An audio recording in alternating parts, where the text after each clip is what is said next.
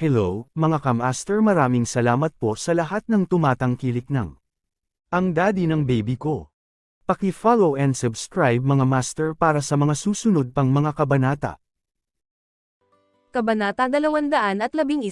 Animated na nagkwentuhan ang dalawang babaeng staff, hindi na malayan na nasa likod pala ng glass window ang presidente. Totoo ba na si Miss Tillman ay nagtrabaho bilang isang hostess 5 taon na ang nakakaraan? Ang tanong na iyon ang nagpatigil sa mga hakbang ni Elliot. Nakakunot ang noo niya habang nakikinig sa usapan nila. Siyempre totoo, si Erica mula sa front desk ay stepsister ni Anastasia, at siya mismo ang nagsabi. Narinig ko na hindi kayang mag-aral ng disenyo sa ibang bansa si Anastasia, kaya nagpunta siya sa isang club at nagtrabaho bilang hostess. Sa kalaunan ay hinayla siya ng kanyang ama palabas ng bahay. Kung ganoon, saan nanggaling ang anak niya? Paanong hindi ka mabuntis sa pagbebenta ng katawan mo? Kung malas ka at makatagpo ka ng sino mang customer na may kakaibang kink, madaling mabuntis. Nang marinig niya ang mga salitang iyon, naramdaman ni Elliot na parang may tumusok sa kanyang dibdib. Nagdilim ang kanyang mga mata, at agad na naging malamig ang aura sa kanyang paligid. Bahagi ba iyon ng nakaraan ni Anastasia na hindi niya gustong pag-usapan? Iyon ba ang kwento ng kapanganakan ni Jared? Sa tuwing pinag-uusapan nila ang kanyang nakaraan, maingat siyang nagsasalita. Parang gusto niyang itago ang karamihan sa kanyang nakaraan. Saang department kayo galing? Umalis sa kumpanya ng mag-isa pagkatapos ng tanghalian. Kinasusuklaman ni Elliot ang mga taong nagchichismisan sa oras ng trabaho. Bukod dito, ang mga babaeng ito ay nagkataong tumawid sa kanya habang siya ay nasa masamang kalooban. Presidente Presgrave. Mabilis na tinakpan ng dalawang tauhan ang kanilang mga bibig, at tila lumipad ang kanilang mga kaluluwa sa kanilang mga katawan. Gayunpaman, bago sila makabawi, lumayo si Elliot. Nagpalitan ng tingin ang dalawa, at pakiramdam nila ay hihimatayin sila dahil sa biglang paglaki ng mga pangyayari. Ganun na lang ba sila tinanggal? Samantala, matagumpay na nablock ng glass door sa opisina ni Anastasia ang lahat ng kaguluhan sa labas. Immune to all distractions, hinawakan ni Anastasia ang kanyang iPad sa isang kamay habang may hawak na panulat sa kabilang kamay, at nag-sketch siya ng ilang disenyo ayon sa kanyang inspirasyon. Saktong pagkalunod niya sa kanyang mga iginuhit, may nagtulak sa pinto at bumalandra sa kanya. Ayaw ni Anastasia na magambala. Habang itinaas niya ang kanyang ulo, pinaputukan niya ng mga punyal ang hindi inanyayahang lalaki na naglalakad papasok na may mahabang mukha. Matapos isantabi ang iPad, nagtanong siya, may problema ba? Lumapit si Elliot sa kanyang desk at itinukod ang dalawang kamay sa mesa habang nakatitig sa kanyang mga mata. Hiniling niya, sabihin mo sa akin ang totoo tungkol sa iyong nakaraan, Anastasia. Hindi mahalaga kung ano ang nangyari, at ipinapangako kong hindi ko hahatulan. Naisip ni Anastasia na wala na siya sa kanyang isip. Habang nakahalukip-kap siya sa harap ng kanyang dibdib, sumandal siya sa kanyang upuan at nagtanong, aling bahagi ng aking nakaraan ang kailangan kong ipagtapat sa iyo? Bahagyang nagbago ang ekspresyon ni Elliot. Nais niyang iwanan niya ang nakaraan at lumayo sa dilim, noon lamang niya maharap ang hinaharap ng positibo, tanggapin siya, at makasama siya. Kailangan niyang tulungan siya sa kanyang paghihirap. Wala siyang pakialam sa mga naging aksyon niya noon o kung nakipagrelasyon siya noon sa ibang lalaki, dahil handa siyang iwaksi ang lahat. Para sa kanya, ang mahalaga ay ang kanilang kinabukasan na magkasama. Nabalitaan ko na nagtrabaho ka bilang hostess 5 taon na ang nakakaraan para panduhan ang iyong pag-aaral sa ibang bansa, at palagi kang lumalabas-pasok sa club para magsilbi sa mga customer. Nabalitaan ko rin na may Jared ka noon, tama. Pinalayas ka pa ng iyong ama sa bahay. Totoo ba ang lahat ng ito? Sabay-sabay na tanong ni Elliot. Tuloy-tuloy ang pag-iisip ni Anastasia. Maliban kay Erica, sino pa kaya ang gagawa ng ganoong kalupit na kwento? Nagdilim ang mukha ni Anastasia bago niya hinampas ng dalawang kamay ang desk. Nagulat ito kay Elliot, at tumingin siya sa kanya na may gulat na ekspresyon, hindi alam kung ano ang pumasok sa kanya. Erica Tillman, ikaw ay maliit na B***. Si Anastasia ay bihirang magmura, ngunit sa sandaling ito, hindi na siya nag-abala na maging magalang. Gusto lang niyang bigyan ng magandang sambat si Erica. Samantala, nanlaki ang mga mata ni Elliot habang pinagmamasdan siya. Tumayo si Anastasia at umalis sa pintuan, naiwan ang isang nalilitong Elliot na nakatayo doon mag-isa. Nang dumating ang elevator sa unang palapag, pumunta si Anastasia sa front desk habang nagpapalabas ng nakakatakot na aura. Si Erica ay naglalaro sa kanyang telepono, ngunit nang makita niya si Anastasia na naglalakad, siya ay bumangon ng may kasalanan. Nang nasa harapan na niya si Anastasia, ipinulupot ni Erica ang kanyang mga braso sa kanyang ulo at nagbabala, "Go on if you dare to hit me. Sasabihin ko kay Dad." Erica Tillman, binibigyan kita ng dalawang pagpipilian. 1. Umalis sa kumpanya at umuwi. 2. Tanggapin mo ng buo ang iyong mga salita at hayaan mong sampelan kita sa mukha. Natatakot ka ba na ma-expose kita? Hindi ba totoo na nakipagtipan ka sa isang host 5 taon na ang nakakaraan? Sigaw ni Erica. Kabanata 212. Agad na namutla ang mukha ni Anastasia. Pagkatapos, kinuha niya ang isang folder sa desk at ibinato sa mukha ni Erica. Sobrang sakit kaya napasigaw si Erica sa sakit. Ang matalim na sulok ng folder ay kumamo sa kanyang mukha, nag-iwan ng isang halatang peklat. Aray, mukha ko. Ang mukha ko, mahal na mahal ni Erica ang kanyang mukha. Kahit na hindi umaagos ang dugo mula sa scratch, nakaramdam siya ng pagkawasak. Nang lumabas si Elliot sa elevator, napagtanto niyang huli na siya, tinuturuan na ni Anastasia si Erica ng leksyon. "Stop it, Anastasia," utos ni Elliot sa mahinang boses. Kailangang disiplinahin ang babae kung minsan, at natakot si Elliot na masisira niya ang kanyang sariling reputasyon sa pamamagitan ng paggawa ng masyadong malayo. Ang ibang mga babae sa front desk ay nanunood ng kasiyahan, ngunit nang makita nila ang Pangulo, sila ay nanginig at mabilis na umatras sa likuran. Gayunpaman, hindi pinansin ni Anastasia ang lalaki nang lumapit ito upang akitin siya. Tinitigil niya si Erica at sinabing, "Isinusumpa mo ba na ang bawat pang-iinsulto mo tungkol sa akin ay totoo?" "Oo, sumusumpa ako," sigaw ni Erica. "Sage, ipagpatuloy mo at ipanumpa mo na ang bawat salitang sinabi mo ay totoo. Kung mayroong kahit isang gawa-gawang kasinungalingan, masagasaan ka ng kotse kapag lumabas ka ng gusali." Galit na galit si Anastasia na hindi na siya makakilos ng makatwiran.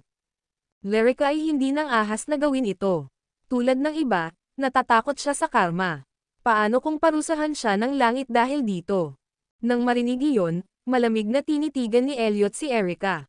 Nang makita niyang matagal itong nauutol at hindi nang ahas na sumumpa sa kanyang buhay, napagtanto niya na dapat ay ginawa niya ang mga kwento tungkol kay Anastasia.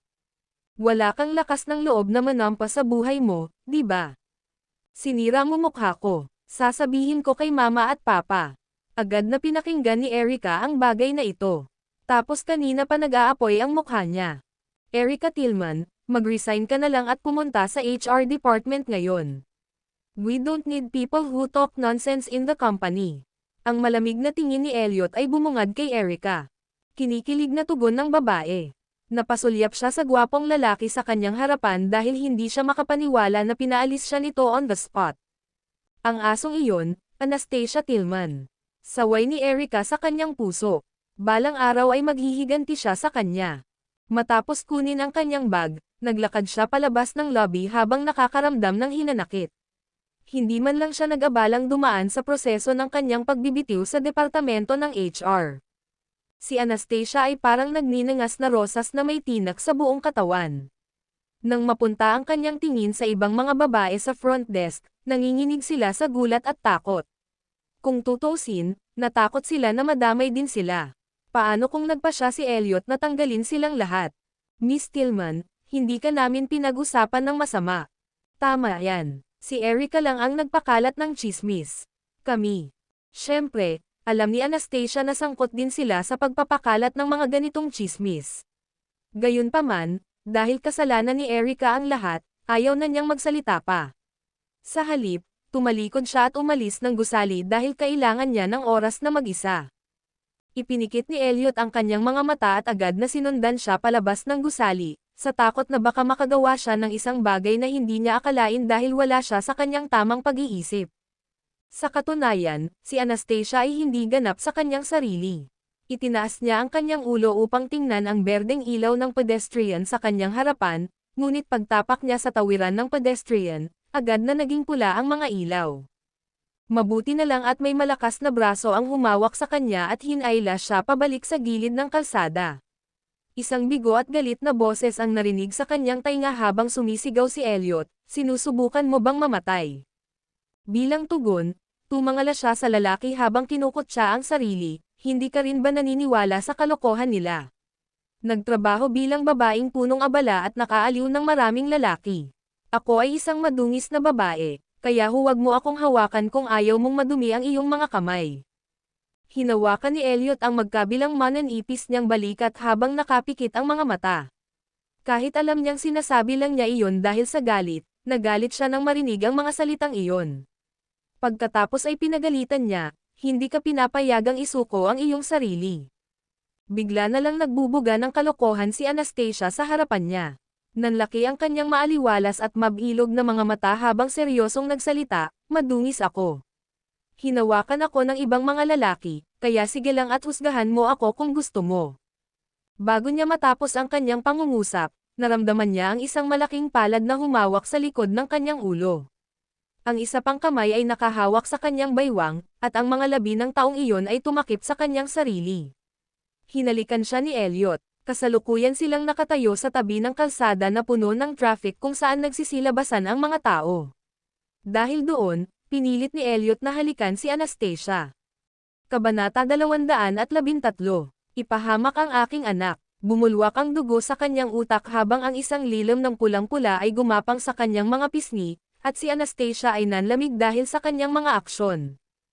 Ang tanging naramdaman niya ay ang mainit na halik na iniwan ni Elliot sa kanyang labi. Upang ipakita sa kanya na hindi niya ito pababayaan, sumisid siya sa isang mahaba at desperadong halik.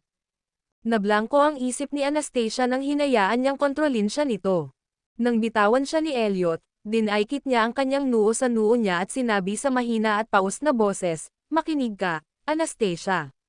Hindi kita hinahamak, kaya hindi mo rin ako maaaring hamakin. Wala akong pakialam sa iyong nakaraan, gusto ko lang nasa future mo." Sa sandaling iyon, si Anastasia ay namumula ng hindi mapigilan. Itinulak siya nito sa galit at pinandilatan siya ng mata. Baliw ba siya? Nasa entrance sila ng kumpanya. Kung may makakita man sa kanila, hinding-hindi niya maaayos ang hindi pagkakaunawaan na ito. "I'm warning you, Elliot," biglang pagbabante ni Anastasia. "Mas mabuting huwag mo akong hawakan, kung hindi, you'll marry me." Ngumisi si Elliot. Tinapos ang kanyang pangungusap sa ngalan ni Anastasia. Napatulala ang tingin sa kanya ng babae. Wala siyang maisip na salita para pabulaanan siya sandali, kaya tumalikod siya at tumungo sa isa pang komersyal na kalye. Sa pagkakataong ito, hindi na siya hinabol ni Elliot. Kalmado na siya noon, at naniniwala siya na wala na itong iniisip na magpakamatay. Kung tutuusin, mahal na mahal niya ang kanyang anak para gawin iyon. Sa kabilang banda, umupo si Anastasia sa isang kafe na namumula ang mukha. "Wala namang nakakita sa atin kanina, diba?" Tahimik siyang nagdadasal na sana walang nakakita sa kanilang halikan. Kung hindi, hindi na siya makakapagtrabaho sa opisina. Palagi siyang sinasamantala ni Elliot anuman ang okasyon, at siya ay isang kaayla-hilakbot na tao para doon. Nang may hain ang kanyang tasa ng iced coffee, humigop ng kaunti si Anastasia. Kasalukuyan silang dumaranas ng huli na autumn noong Nobyembre, kaya sapat na ang isang tasa ng iced coffee para pakalmayan ang kanyang nerbiyos. Ang biglaang pagsiklab ng galit niya kanina ay dahil sa naipon niyang sama ng loob kay Erica mula pa noong bata siya, at hindi na niya kinaya. Ngayong naisip niya ito, hindi na niya kailangang magalit. Kung tutuusin, sinasaktan lang niya ang sarili niya. Nagring ang kanyang telepono sa sandaling iyon, na nag-abiso kay Anastasia tungkol sa isang tawag mula sa kanyang ama. Hindi niya akalain na sasaktan niya si Erica gamit ang folder na ibinato sa kanya. "Hi, tatay." Sinagot ni Anastasia ang tawag. "Anong nangyari sa inyo ni Erica, Anastasia? Nag-away ba kayong dalawa?" Tanong ni Francis sa tono ng pag-aakusa. "Oo, at hindi ko sinasadyang nasugatan siya," paghingi ng paumanhin ni Anastasia. Sa sandaling iyon, ang galit na boses ni Naomi ay narinig mula sa kabilang dulo habang nagsasalita siya. "Anastasia Tillman, sinusubukan mo bang sirain ang anak ko? Masaya ka ba ngayong bakat na ang mukha niya?" Nang marinig niya iyon, Napakunot ang noo ni Anastasia. Nasa bahay ba ang tatay niya? Lagi mong binubuli ang anak ko, Erica. Bakit ang hirap ng buhay niya? Wala pa nga siyang 2 araw sa trabaho, sinaktan mo na siya. Huwag lumampas sa linya, Anastasia. Galit na galit si Naomi. Isang walang imak na Anastasia ang nagmulat ng kanyang mga mata. Si Naomi ay kumikilos na parang guilty party na nagsampa ng kaso at nagpapanggap na nakakaawa. Dapat mong tanungin ang iyong anak kung paano niya ako sinisiraan muna sa trabaho, sagot ni Anastasia nang hindi umatras. Ito ay hindi tulad ng hindi mo alam ang ugali ni Erica. Siya ay prangka lang at mahilig maging maingay kung minsan. Hindi iyon nagbibigay sa iyo ng karapatang tanggalin siya sa kanyang trabaho at saktan siya. Kung ang kalmo ay nag-iiwan ng peklat sa kanyang mukha, hinding-hindi kita mapapatawad, sabi ni Naomi habang siya ay humihingal. Hindi nalilimutang bigyang katwiran ang ginawa ng kanyang anak. Sige, tama na. Their fight isn't that serious, paninigurado ni Francis kay Naomi habang humahagulgol ang babae. Kung wala nang iba, I'll be hanging up. Palam, tatay, sapat na si Anastasia kay Naomi. Nagpapanggap siyang nakakaawa sa harap ng kanyang ama, at gusto niyang ipaalam kay Anastasia ang kanyang lugar sa puso ni Francis. Bumalik sa opisina, pinigilan ni Elliot ang tsismis tungkol kay Anastasia at tinanggal ang 3 empleyado. Sa isang araw lang, pinaalis niya ang stepsister ni Anastasia pati na rin ang 2 pang babaeng staff. Ang kanyang mga aksyon ay nagpanik sa ibang mga tauhan, at wala nang nangahas na magsalita ng masama tungkol kay Anastasia. Nang bumalik ang babae sa opisina, walang naglakas loob na magbitaw ng salita sa kanyang harapan, ngunit ang mga mausisa ay nakatutok pa rin sa kanya sa likod ni Anastasia. Nang makita kung paano siya ipinagtanggol ni Pangulong Presgrave, talagang may relasyon ba siya sa kanya? Pagkatapos ng insidente ngayon, ang tsismis na iyon ay tila naging katotohanan. Kabanata 214. Mag-ingat ka, Hailey. Gaano kasarap matulog kasama si President Presgrave. Ito ang panloob na boses ng karamihan sa mga babaeng tauhan. Sobrang inggit ako na si Elliot Presgrave ay magkakaroon ng Anastasia Tillman. Samantala, ito ang panloob na boses ng karamihan sa mga tauhan ng lalaki. Si Anastasia ay nakaupo sa kanyang opisina na masakit ang ulo, at lahat ng kanyang inspirasyon ay nawala noon. Lalo pat napuno ang isip niya ng halik na nangyari sa mga lansangan kanina. Sinusuklian lang ba ni Elliot ang kanyang kabaitan, o talagang gusto siya nito? Bumalik sa Tillman residence, si Erica ay nakatitig sa kanyang namamagang mukha sa salamin habang nagngangalit ang kanyang mga ngipin sa galit. Gusto lang sirain ni Anastasia ang kanyang mukha. Kung hindi dahil sa swerte niya, baka nagkaroon ng malaking sugat sa mukha si Erica. Hindi kita bibitawan ng ganoon kadali, Anastasia. I will make you pay back double for today's humiliation, hirit ni Erica. Nang matapos niyang pag-alitan si Anastasia, kinuha niya ang kanyang telepono at idinial ang numero ni Hailey. Hello, Erica. Si Hailey ay kasing pala kaibigan. Alam mo ba kung ano ang pinagdaanan ko ngayon, Hailey? Muntik nang masira ang mukha ko kay Anastasia. Laking gulat ni Hailey nang marinig niya iyon. Nagmamadali siyang nagtanong, ano ang nangyari sa inyong dalawa? Huwag na nating banggitin. Habang sinabi ni Erica na huwag banggitin ito, nagpatuloy siya sa pagpapaliwanag sa buong pangyayari. Gayunpaman, hindi niya binanggit na nagtrabaho lamang siya sa Burgua dahil kay Elliot. Sa halip, sinabi lang niya na kailangan niya ng trabaho. Ano? Pumunta ka sa Burgua para magtrabaho ng 2 araw. Nagulat si Hailey, pero mas lalo siyang gumaan na hindi siya nakapunta sa atelier nitong nakaraang 2 araw. Gusto ko lang magkaroon ng experience doon, pero hindi ko inasahan na tretuhin ako ni Anastasia na parang nakakasira ng paningin.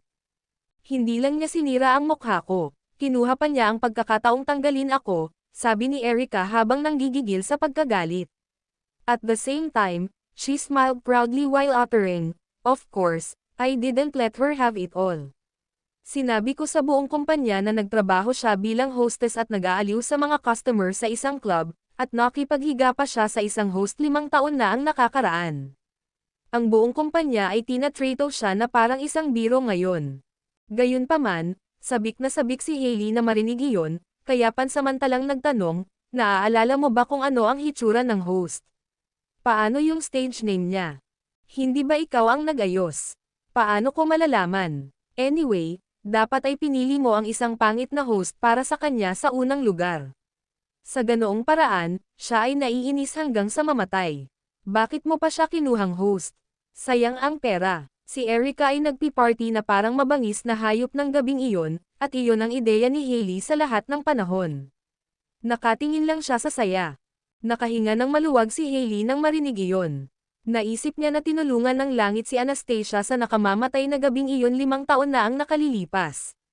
Ipinapalagay niya na tumakas ang host dala ang 2,000 na natanggap niya mula kay Hailey nang makita niya ang isa pang lalaki sa pribadong silid.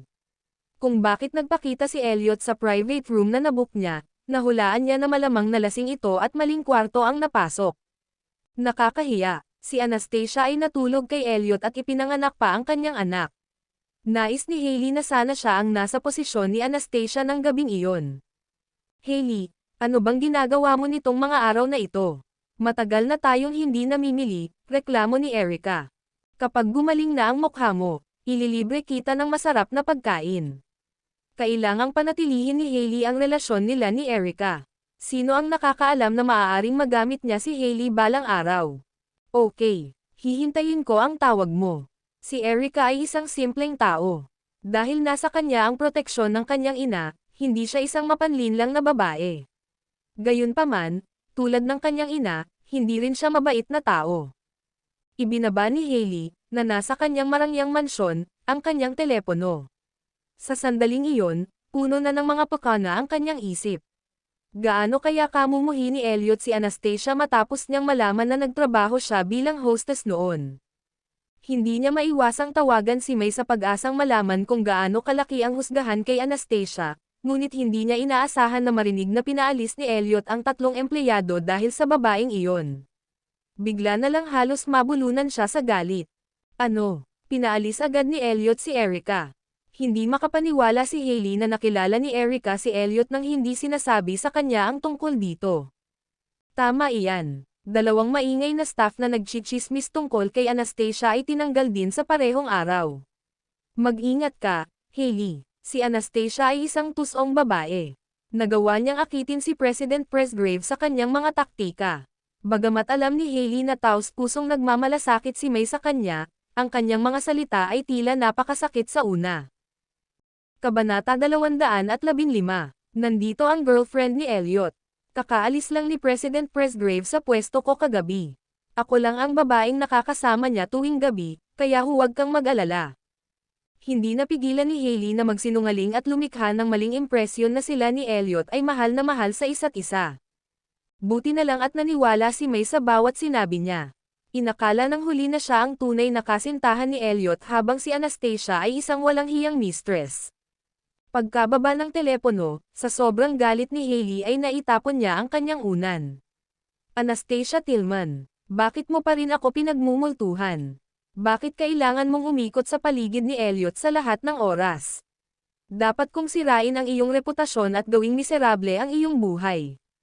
Samantala, sa opisina ng Presgrave Group, bumalik si Elliot upang ayusin ang ilang trabaho. Habang nakaupo siya sa harap ng kanyang mesa, may isang tambak na mga dokumento na naghihintay na mapirmahan. Gayunpaman, nananaginip siya ng gising. Sa sandaling iyon, sabik na sabik siyang malaman kung ano ang nangyari kay Anastasia noon. Gusto niyang makilala ang B**** na natulog sa kanya para malaman niya kung paano siya matutulungan sa anumang paraan na posible. Hanggat ibinuka ni Anastasia ang kanyang bibig, tiyak na mahahanap niya ang hatek na iyon at pagbayaran niya ang kanyang mga aksyon. Biglang may naisip si Elliot, alam na alam ni Hailey kung ano ang nangyari kay Anastasia noon, kaya maaaring makakuha siya ng ilang impormasyon mula sa kanya. Na-realize din ni Elliot na pagkatapos niyang makilala si Anastasia, hindi na niya inisip si Hailey. Binigyan lang niya si Hailey ng material na kabayaran, ngunit nagulat pa rin siya kung paanong hindi na masyadong lumitaw si Hailey sa kanyang mga iniisip. Naaalala niya noon ang gabing 5 taon na ang nakakaraan ng humagulgol sa harap niya ang kawawang Hailey. Nang maisip niya kung gaano katindi ang naiwang peklat nito sa kanya, sinisi niya ang sarili niya. Ngayong tinanggap na ni Hailey ang kanyang material na kabayaran habang ginagawa niya ang lahat sa kanyang makakaya upang masiyahan ang kanyang kasalukuyang sitwasyon, sa wakas ay may baba na niya ang bato sa kanyang puso. With that, tinawagan ni Elliot si Hailey. Hello, Elliot, ikaw ba yan? Parang masigasig si Hailey sa kabilang linya. Oo, ako ito. Libre ka ba ngayong gabi? Ililibre kita ng pagkain. Oo naman, libre ako. Dapat ba akong sumama sa iyo? Tatawagan na lang kita mamaya.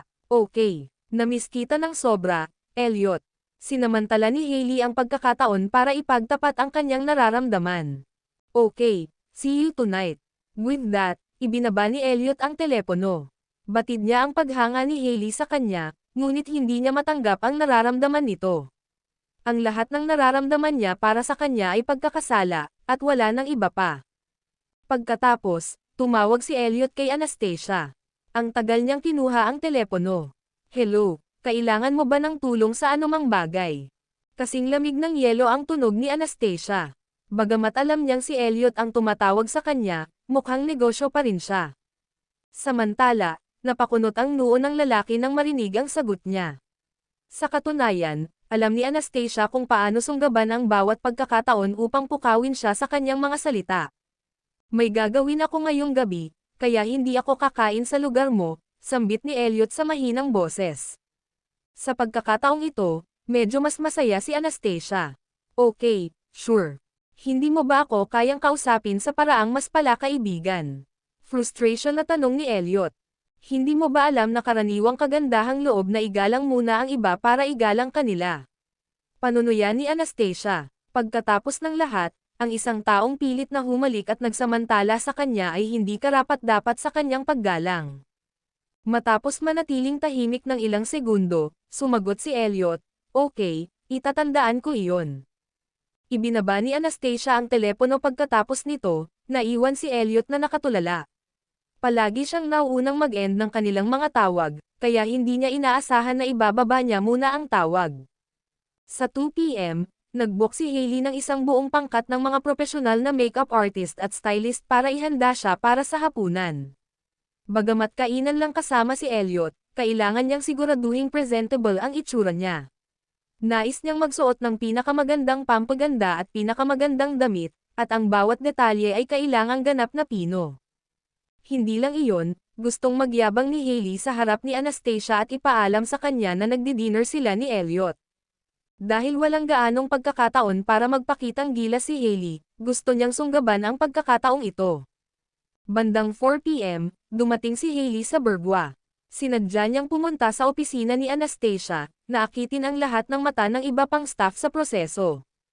Kabutihan. Hindi ba iyan ang tunay na kasintahan ni President Presgrave? Nandito ba siya para kay Anastasia? Pagkikita ba ito ng magkaribal sa pag-ibig? Magsisimula ba sila ng away? Nang iimpake ni Anastasia ang kanyang bag at sasanduan na sana ang kanyang anak, biglang pumasok si Grace at nauutol, Anastasia. Nandito na ang girlfriend ni President Presgrave. Kabanata 216. Ang ama ng batang lalaki ay si Elliot. Tumangala si Anastasia at nakita si Hailey na naglalakad sa likod ni Grace na may malamig na mukha. Sa sandaling iyon, sinaman ng tingin ni Hailey ang katulong at ipinagmamalaki ang kanyang katayuan. Get out, sabi niya na may simpleng nguso. Inilabas ni Grace ang kanyang dila bilang tugon at umalis. Samantala, ninisya ni Anastasia ang sarili habang pinagmamasdan ang kanilang pakikipag-ugnayan. Sino sa tingin ni Hailey na utusan niya ang kanyang katulong? Tandaan mo kung sino ka, Hailey. Burgwa ito, at ang mga empleyado dito ay hindi mga katulong na pwede mong i-order sa gusto mo, babala ni Anastasia na nakakunot ang noo. Gayunpaman, pinaalis na lang siya ni Hailey habang nakaupo sa couch at naka-cross legs. Anastasia, bakit mo sinaktan si Erica? Ito ay sa pagitan ko at ng aking pamilya. Wala kang bahagi dito. Malamig na sumulyap sa kanya si Anastasia. Anong ibig mong sabihin na wala akong bahagi dito? Si Erica ang matalik kong kaibigan, at tama lang na ipagtanggol ko siya. Dahil lamang sa iniligtas ng iyong ina si Elliot, huwag mong isipin na magagamit mo ang utang na ito para kumilos ng hindi masusunod, Anastasia. Pinagsilbihan ang murang buhay ng iyong ina upang mamatay para kay Elliot. Walang awang umatake si Hailey. Nanginginig sa galit ang mga mag-aaral ni Anastasia, dahil nalampasan ni Hailey ang linya. Kahit sino ay maaaring magsalita tungkol sa kanya, ngunit walang sino man ang pinapayagang gawin iyon sa kanyang mga mahal sa buhay. Mas mabuti pang itikom mo ang bibig mo, Hailey. Kung hindi, babalatan kita ng buhay. Agad na bumaril si Anastasia, lampas sa galit. Sayang nga lang at nagalit talaga si Hailey kay Anastasia. Kung tutuusin, alam niya na si Amelia ang bawal ni Anastasia. Ang ilang mga tao ay nakatakdang mabuhay ng isang maikling buhay, at ang iyong ina ay isa sa kanila. Halos hinuhukay ni Hailey ang kanyang puso. With that, lumabas si Anastasia mula sa likod ng desk niya. Minsan, ang isang kamay ay mas kapaki-pakinabang kaysa sa mga salita. Lumabas ka. Umalis ka na. Umungol si Anastasia habang inihagis ang tasa sa kanyang mesa kay Hailey, na reflexively umiwas. How dare you throw things at me, Anastasia? Sigaw ni Hailey na halatang asar dito. Kung magtatagal ka pa ng isang segundo, papatayin pa kita, sabi ni Anastasia habang umuungol. Gayunpaman, sinabi ni Hailey, kung maglakas loob kang patayin ako, sino ang mag-aalaga sa iyong anak? Ang kanyang gigolo ng isang ama. Natigilan si Anastasia sa sinabi ni Hailey, at pinandilatan niya ng mga dagger si Hailey. Sa sobrang galit niya ay nabulunan siya sa kanyang mga sinabi. Sa kabilang banda, ngini siya ni Hailey na para bang bigla siyang nagkaroon ng leverage kay Anastasia.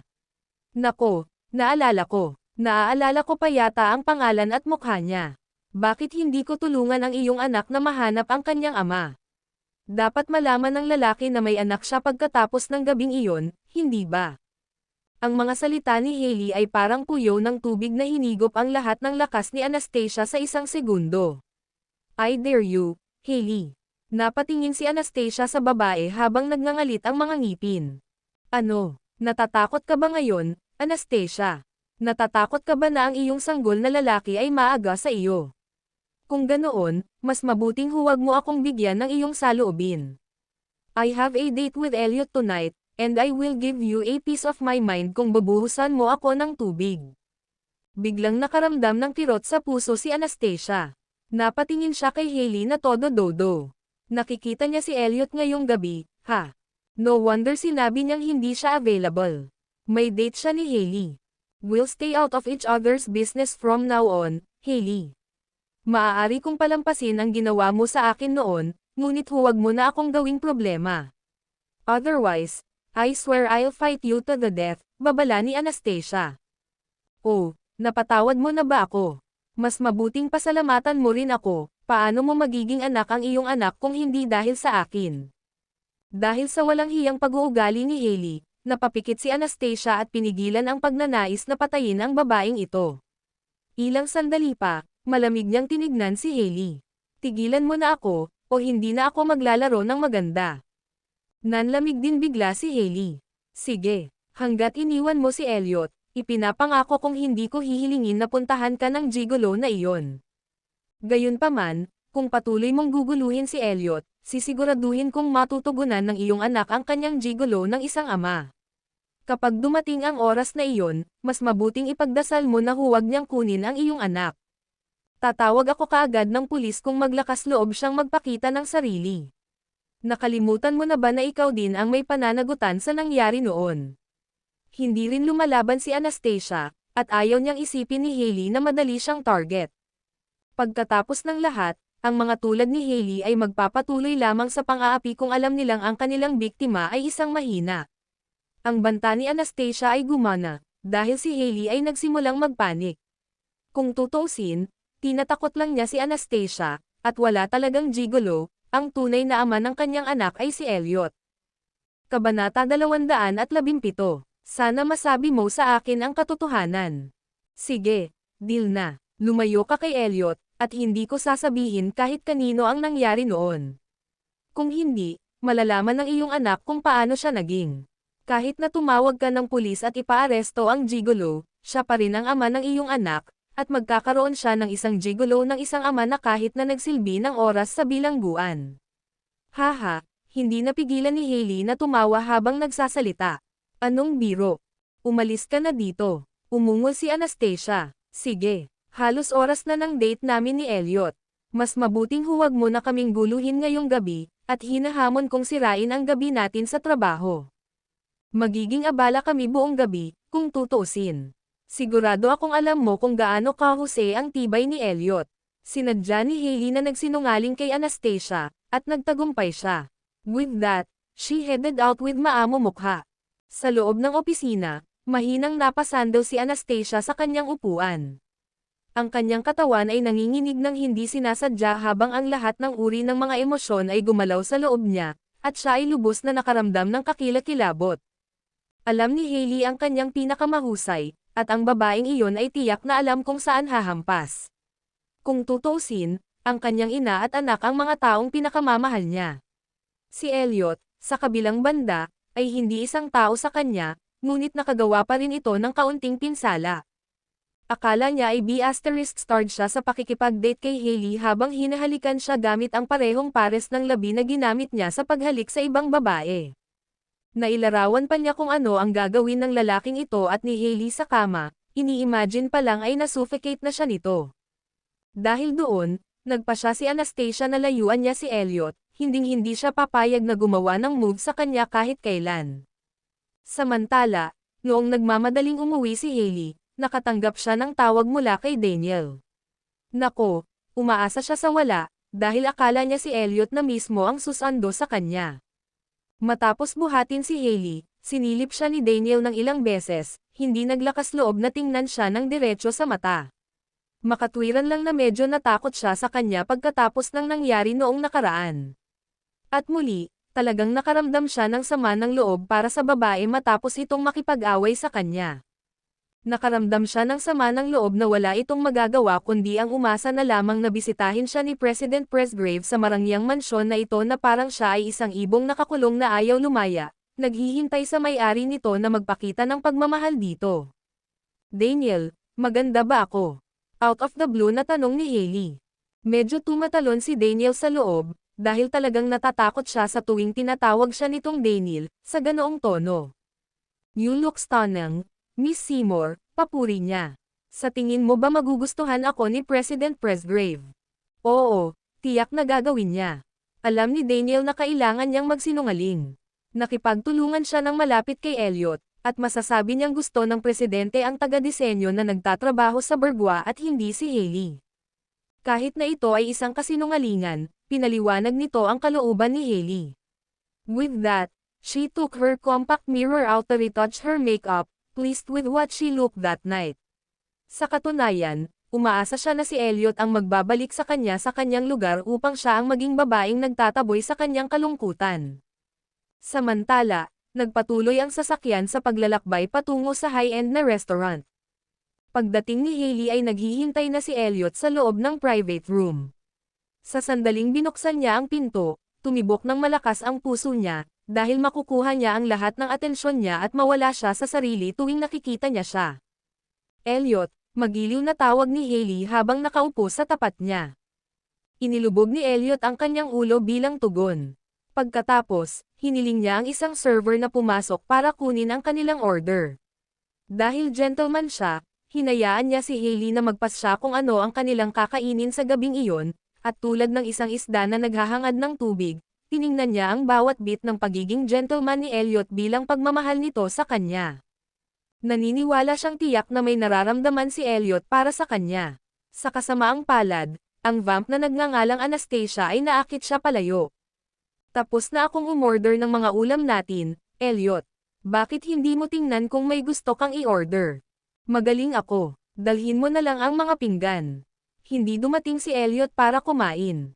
Sa halip, narito siya upang alamin kung ano ang magagawa niya tungkol kay Anastasia mula kay Hailey. Sandaling tumahimik ang hangin, at medyo kinakabahan si Hailey. Sinubukan niyang kunin ang atensyon ni Elliot, ngunit titingin siya sa bintana o tititigan ang mesa, na mukhang abala. Sa wakas, wala na siyang ibang pagpipilian kundi magsalita sa isang mapang-akit na boses. Elliot, may pag-usapan tayo. Sabi niya. May itatanong ako sa iyo, Hailey, sabi ni Elliot habang nakatingin sa kanya. Sana masabi mo sa akin ang totoo. Kabanata 218. Si Anastasia ay makasarili. Agad namang tumanggaw si Hailey na nakaramdam ng saya. Oo naman, sasabihin ko sa iyo ang lahat ng gusto mong malaman. Hailey, magkaibigan kayo ni Anastasia paglaki. I want to know how she lost her chastity and who was the guy who defiled her, tanong ni Elliot habang seryosong nakatitig sa kanya. Napawi ang ngiti ni Hailey nang marinig ang tanong niya. Dahil doon, kinagat niya ang kanyang mga labi at nagpakawala ng malalim na hininga. Yan, ano ang gusto mong malaman? Pakisabi sa akin ang tungkol dito, Hailey. Maliwanag na hindi tatanggapin ni Elliot ang hindi bilang sagot. Hindi alam ni Hailey ang gagawin. Walang kaalam-alam ang lalaking nakaupo sa tapat niya na siya ang dumungis kay Anastasia noon. Siyempre, hindi niya hahayaan si Elliot na gawin ang ganitong pagkakasala. Huminga siya ng malalim dahil doon ay matagal na niyang inihanda ang pag-iisip para sa darating na araw. Kawawang Anastasia, that night traumatized me as well since nangyari lang yun dahil pumunta siya para iligtas ako.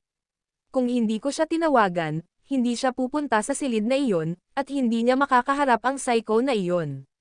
Kahit na maling akusahan ako ni Anastasia sa nangyari, inamin ko pa rin na kasalanan ko ang lahat. Ano ang maling akusasyon niya sa iyo? Kumunat ang noo ni Elliot.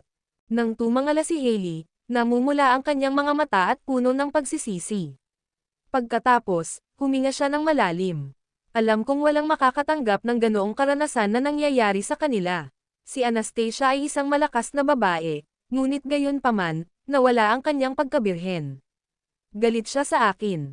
Sinabi niya na sinadya kong isagawa ang lalaking iyon na makapasok doon, at ako ang lumikha ng trahedya na sinapit niya. Tinatanggap ko lahat ng mga akusasyon niya dahil karapat-dapat akong madi-asterisk man. Sa totoo lang, hindi ko dapat siya hiniling na sumama. Kasama ko ang ilang mga kliyente sa oras na iyon, at sila ay magaling, kaya hiniling ko kay Anastasia na pumunta at iligtas ako. Gayunpaman, hindi ko inaasahan na pupunta siya sa maling silid at mahuhulog sa silid ng lalaking iyon, napapikit si Hailey dahil doon, at tumulo ang mga luha sa sumunod na segundo. Bumibigat din ang puso ni Elliot. Ganito ba ang nangyari para kay Anastasia? Nanlilisik ang kanyang mga mata habang nagtanong, kung ganoon, naaalala mo ba kung saan nangyari ang lahat? Iyon ang isang bagay na ayaw kong mabuhay sa aking isipan. Ang alam ko lang ay nasa isang maliit na nightclub iyon, at hindi ko na matandaan ang pangalan. Sinusubukan kong kalimutan ang tungkol dito, ngunit, hinding-hindi ko makakalimutan ang hitsura ni Anastasia nang lumabas siyang magulo. Hindi siya titigil na bigyang diin kung gaano kasuklam-suklam na nadungisan si Anastasia noon, dahil naniniwala siyang tiyak na tatutol si Elliot. Tiyak, ang isang namumukod-tangi at marangal na tulad niya ay dapat may isang uri ng OCD. Kaya naman, hindi na niya muling hawakan si Anastasia. Gayunpaman, napakagat siya sa ibabang labi sa galit nang makita ang mga namumuong ugat sa nakakuyom nitong mga kamao na nasa mesa. Nakaramdam ba ng galit si Elliot para kay Anastasia? Gayunpaman, ipinagpatuloy niya ang pagpatak ng kanyang mga luha, na parang biktima siya gaya ni Anastasia. I also think I deserve to be the asterisk man for letting her suffer such a traumatic experience. Gayunpaman, ang hindi ko maintindihan ay kung bakit ipinanganak pa rin ni Anastasia ang kanyang anak ng labis niyang kinasusuklaman ang gabing iyon. Dahil sa pagkagulat, napabulala si Elliot nang hindi nag-iisip, sinasabi mo ba na ang lalaki noon ay ama ni Jared? Tumanggaw si Hailey doon. I guess so. Sa tingin mo kaya ba ni Anastasia na tumanggap ng ibang lalaki kapag may nangyaring ganyan sa kanya? Sigurado akong sa tingin niya lahat ng lalaki ay kasuklam-suklam. Dahil doon, nahulog sa malalim na pag-iisip si Elliot. Parang si Jared ang anak ng B****starred na iyon. Elliot, alam kong nagmamalasakit ka kay Anastasia dahil hinalay ng kanyang ina ang kanyang buhay para iligtas ka. Tama lang na alagaan mo siya. Hindi naalala ni Elliot na sinabi ito kay Hailey, ngunit muli, nang makita kung gaano sila kalapit noon ni Anastasia noong lumaki, hindi nakakagulat na malaman niya ang tungkol dito. Talagang nakaramdam ako ng guilt para sa pamilya niya. Kung ganoon, alam mo ba kung bakit ipinaglihi pa rin ni Anastasia ang bata? Hindi malaman ni Elliot ang dahilan ni Anastasia para gawin din ito. Gayunpaman, kung gaano kaganda ang bata, masaya siya na dumating si Jared sa mundong ito. Hindi ko alam. Kilala si Anastasia, siya ay isang matigas ang ulo na babae. Pinalayas pa siya ng kanyang ama noon dahil dito. Akala niya ay nagdala ito ng kahihiyan sa kanilang pamilya at nagpakita sa kanya. Kung bakit niya ipinaglihi ang bata, malamang wala na siyang ibang pagpipilian. Nag-aalala ako kung paano haharapin ng bata ang isang ama na dinungisan ang kanyang ina, bagaman. Kawawang bata, hindi siya dapat itago ni Anastasia. Sa kabuuan, sinusubukan ni Hailey na ipahiwatig na si Anastasia ay walang iba kundi makasarili. Kabanata 219, Keep Me Company. Lumakas ang tibok ng puso ni Elliot nang marinig niya ang mga salita ni Hailey. So, pinalayas talaga siya sa bahay niya, ha? Kaya ba 5 taon siyang nasa abroad? Ngunit naniniwala siya na ang dahilan kung bakit ipinaglihi ni Anastasia si Jared ay ang pagiging kaibig-ibig ng bata ay makapagpapagaling sa kanyang sakit. Si Jared ay tulad ng isang lunas para kay Anastasia, na nagpalaya sa kanya mula sa kakilakilabot na karanasang iyon. Ang maliit na ito, sa kabilang banda, ay nangangailangan ng pagmamahal at pangangalaga, at ito ang magiging tungkulin niya mula ngayon. Noon lang, inihain na ang mga ulam. Inaasahan ni Hailey ang hapunan nang mag-order siya, ngunit ngayon ay naramdaman niya na parang ngumunguya siya ng wax. Sinong mag-aakalang inimbitahan siya ni Elliot sa hapunan para lang malaman ang nakaraan ni Anastasia? At the end of the day, ang nasa isip lang niya ay si Anastasia. Elliot, si Anastasia ay isang matamis na babae. Kung hindi dahil sa pagkikitang iyon, magiging masaya ang buhay niya. Ipinagpatuloy ni Hailey ang pagsusuot ng kanyang santo facade sa harap ni Elliot. Gayunpaman, si Elliot ay malalim pa rin sa kanyang iniisip. Matapos marinig ang mga salita ni Hailey, tumanggo siya bilang pagsang-ayon, para sa natitirang bahagi ng buhay ni Anastasia ay may kinalaman sa kanya ngayon. He would give her the happily ever after she deserved. Pagkatapos, may naisip si Hailey, at nahihiya siyang nagtanong, sabi, Elliot, tinanong ka na ba ni Anastasia tungkol sa amin? Gayunpaman, malinaw at tinitigan siya ni Elliot. Hailey, isang pagkakamali ang nangyari sa atin. Sinaktan kita nang hindi sinasadya ng gabing iyon, at babayaran kita sa sarili kong paraan. Hindi kita sinisisi, Elliot, talaga. Siguro 5 taon na akong nagdusa, pero pagkatapos kitang makilala, naging matamis na karanasan ang mga paghihirap na iyon. Sinubukan ni Hailey ang kanyang makakaya para ipagtapat ang kanyang pagmamahal sa kanya. Sa kasamaang palad ay hindi ganoon din ang nararamdaman ni Elliot para sa kanya. Mas mabuti na huwag mo nang isipin ang gabing iyon. Wala itong gagawin kundi saktan ka, kung tutuusin. Hindi, masaya ako basta ikaw. Umiling si Hailey na parang kalansing. Siya ay higit na handang maranasan muli ang gayong kaligayahan. Elliot, ako, kahit kailan mo gusto, handa akong. Sa sandaling iyon, tumunog ang telepono ni Elliot, at galit na galit siyang tumingin sa caller ID, at nakita niyang si Anastasia iyon. Kaagad, isang apoy ang sumiklab sa ilalim ng kanyang mga mata. Nako, gustong-gusto niyang patayin ang B*Turk na ito. Sinumpa niya si Anastasia na sadyang tumawag para makialam sa oras na ito. Sa kabilang banda, dali-daling kinuha ni Elliot ang kanyang telepono at tumayo. Hayaan mo akong tanggapin ang tawag na ito. Okay, sumimangot si Hailey, pinipigilan ang nagngangalit niyang apoy. With that, pumunta siya sa bakanteng private room na katabi at sinagot ang tawag gamit ang malumanay na boses. Hello, Mr. Presgrave, nangako kang paglaruan mo ako sa ibaba. Bakit hindi ka dumating? Ang boses ng maliit ay naglakbay mula sa kabilang dulo ng linya.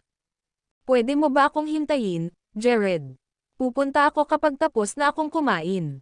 Talaga, lalapit ka pa rin Mr. Presgrave. Gagawin ko. I never go back on my words, pangako ni Elliot. Mahal na mahal niya ang bata, kahit na hindi sila magkadugo. Okay, hihintayin kita. Sige, pupunta ako dyan, muling saad ni Elliot. Pagkababa niya ay tinignan niya ang oras at bumalik sa private room. Nang makita niyang kaunti pa lang kumain si Hailey, hindi niya maiwasang magtanong, Hailey, tapos ka na bang kumain? Aalis ka na. Hindi niya maiwasang magpanik. Dapat ba siyang pumunta sa sandaling tumawag si Anastasia? Oo, may kailangan pa akong unahin. Ipapauwi na kita ni Daniel. Pero Elliot, sana matapos mo itong hapunan kasama ko. Nais ni Hailey na manatili siya, ngunit nang tingnan niya ang kanyang suit jacket sa kanyang kamay sa ilalim ng liwanag, nawalan siya ng lakas ng loob at napakagatlabi. Imauna ka na, magiging maayos din ako. I'm sorry, Hailey. I'll treat you to another meal, paghingi ng paumanhin ni Elliot, nakatayo sa seremonya, bago lumabas. Ngayong wala na siya, maaaring itapon ni Hailey ang kanyang harapan at dalhin ang kanyang mapait, hinanakit na mukha. Anastasia, sa lahat ng tao, dapat itong si Anastasia. Binalot siya ng D*Turk na iyon na parang bangungot na hindi niya maitaboy kahit papaano. With that, kinuha niya ang phone niya at tinawagan si Daniel. Daniel, halika dito at samahan mo ako. Kabanata 220. Kinasusuklaman niya siya dahil nasusuklam siya kay Hailey. Lumapit si Daniel sa dalawang iling, at nang makita niya si Hailey na umiinom ng alak, inagaw niya sa kanya ang baso. Huwag kang uminom ng ganito, Miss Seymour. Magkakasakit ka. Daniel, bumangon si Hailey at niyakap siya. Seryoso niyang kailangan ang isang lalaki at ayaw niyang mahirapan ang sarili, kahit na hindi niya mapasakamay si Elliot. Nanigas ang katawan niya sa pagkakadikit nito. Sinubukan niya itong itulak palayo, ngunit mahigpit ang pagkakahawak nito sa kanyang leeg. Huwag mo rin akong iwan, Daniel. Yakapin mo ako. Buong pusong pumayag si Daniel. Kahit alam ni Hailey na nakasandal siya kay Daniel, hindi niya maiwasang isipin si Elliot. Dahil doon, pinaikit niya ang kanyang mga mata at inaliw ang sarili sa pag-aakalang niyayakap niya si Elliot. Samantala, sa bahay ni Anastasia, naghintay si Jared sa kanyang silid para dumating si Elliot matapos ang palihim na pagtawag sa kanya.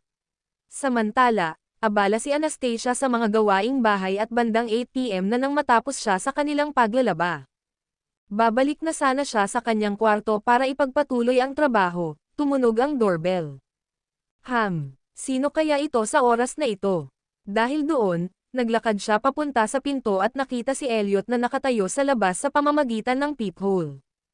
Nagulat siya na darating pa rin siya. Hindi ba dapat nakikipag-date siya kay Hailey? Anong kalokohan ang ginagawa niya dito? Muling tumunog ang doorbell, at alam niyang hindi siya aalis sa lalong madaling panahon. Kaya naman, binuksan niya ang pinto nang may pagkadismaya at hinatak ang isang malungkot na mukha. Halos gabi na. Anong ginagawa mo dito? Nandito ako para makipaglaro kay Jared. Salamat, pero hindi salamat. Makikipaglaro ako sa aking anak. Please leave, walang pakialam na sabi ni Anastasia. Gayunpaman, ang maliit na bata ay tumakbo palabas mula sa kanyang likuran sa sandaling iyon. Nandito ka, Mr. Presgrave. Maglaro tayo sa ibaba.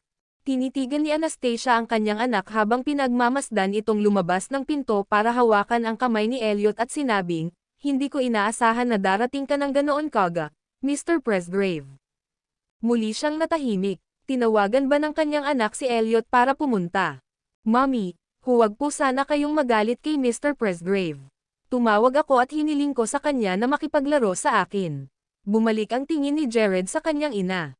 Bukod sa hindi makapagsalita, problemado rin siya ngayon. With that, she reprimanded, Jared, sinong nagsabing pwede mo siyang istorbohin sa gusto mo? Nasabi ko na sa iyo noon na napakabisi niyang tao. Wala siyang oras makipaglaro sa iyo. Bakit hindi ka makinig? Bihira para kay Anastasia na magalit sa kanyang anak, ngunit sa sandaling iyon, siya ay tunay na asar. Naisip niya na ang kanyang anak ay walang konsiderasyon sa pamamagitan ng pagtawag kay Elliot noong nakikipag-date ito kay Hailey. I'm sorry, Mommy. Napayuko si Jared at humingi ng paumanhin nang malaman niyang nagalit siya sa kanyang ina. Ito ang unang pagkakataon na nakita ni Elliot si Anastasia na pinagsabihan ang maliit, at kasama nito, binuhat niya si Jared at tumingin sa maliit na kasama na may pagkabalisa bago bumaling kay Anastasia. May oras ako. I'm more than happy to play with Jared, kaya please huwag mo na siyang pag-alitan. Hindi rin gustong pag-alitan ni Anastasia ang kanyang anak, ngunit masama ang loob niya noong araw na iyon, at ayaw na rin niyang magkaroon pa ng anumang bagay kay Elliot. Kaya naman, hiniling niyang tumigil na si Jared sa pagiging attached kay Elliot at layuan niya ito lalo. Jared, bumalik ka sa loob at hayaan mo nang umuwi si Mr. Presgrave. With that, lumabas siya at inabot ang mga kamay niya para buhatin si Jared, na agad namang tumabi sa kanya. Sa kabilang banda, talagang natatakot si Elliot kay Anastasia sa sandaling ito. Nag-aalala siya na nasaktan siya sa kanyang mga salita o naabala siya, at napupuot pa nga siya sa kanya. Nalaman na lang niya kay Hailey kung paano nasaktan si Anastasia, kung paano niya ipinaglihi at pinanganak ang anak ng lalaking dumungis sa kanya, at kung paano siya pinalayas sa sariling tahanan. Normal lang para kay Anastasia ang pagtatuboy sa mga lalaki kapag napagdaanan na niya ang lahat ng mayroon siya. Dahil doon, sinubukan niyang magpaliwanag, na nagsasabing, Anastasia, I mean no harm, ako. Hindi na kailangang ipaliwanag, Pangulong Presgrave. Alam kong may date kayo ni Hailey. I'm sorry kung naabala kayo ng anak ko. Panay ang tingin ni Anastasia kay Elliot habang yakap-yakap ang anak. Huminto ang paghinga ni Elliot ng ilang segundo pagkatapos niyang magsalita at sumimangot siya. Paano mo nalaman na nagdi-dinner ako kasama si Hailey? Gayunpaman, ayaw magsalita ni Anastasia. Ang pag-iisip pa lamang na ipakita niya ang kanyang kahusayan sa ibabaw ni Hailey at tuparin ang kanyang biolohikal na imperative ay naisip na ni Anastasia na ang hangin sa paligid niya ay nakakainis. Sa pagkamuhi niya kay Hailey, kinasusuklaman din niya ito. Wala siyang gustong gawin sa sinuman o anumang bagay na may kaugnayan kay Hailey.